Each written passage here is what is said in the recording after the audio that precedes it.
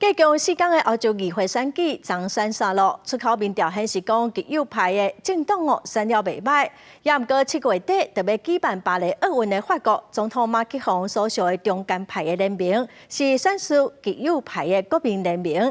马克宏昨就宣布讲解散国会，大选要提前伫6月30来举办。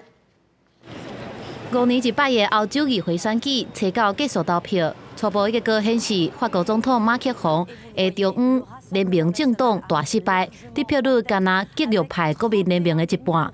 马克宏遂宣布解散国会，提前伫6月30举行大选。第二轮的投票定伫7月初7，也就是巴黎奥运7月2日开始进行。法國會經過一場政治的大地動。Cette décision est grave, lourde, mais c'est avant tout un acte de confiance. Confiance en vous, mes chers compatriotes, en la capacité du peuple français à faire le choix le plus juste pour lui-même et pour les générations futures. Confiance en notre démocratie.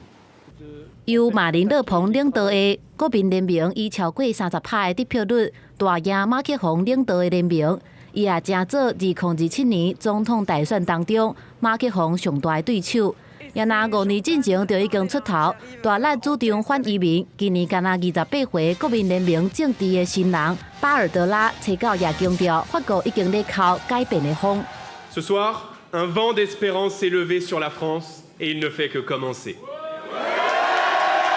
今年会选出720名欧洲议会议员，席次按成员国的人口侪少来决定。德国上侪占96席，法国也有81席。不过，这两国的极右派拢成果袂歹，也拿意大利总理梅洛尼领导的极右派意大利兄弟党，也伫选举当中领先。比利时初九举行欧洲议会甲国会各地方的3合一选举，总理德克鲁所领导的政党，伫即届和左右派双头小的情形之下，敢若摕到7%的选票，也互伊伫地数的时流目屎。总体来看，即届欧洲议会选举，中派犹原是领先，不过也袂当轻视左右派极端势力成长的事实。也若欧洲整体拢咧向右派咧起。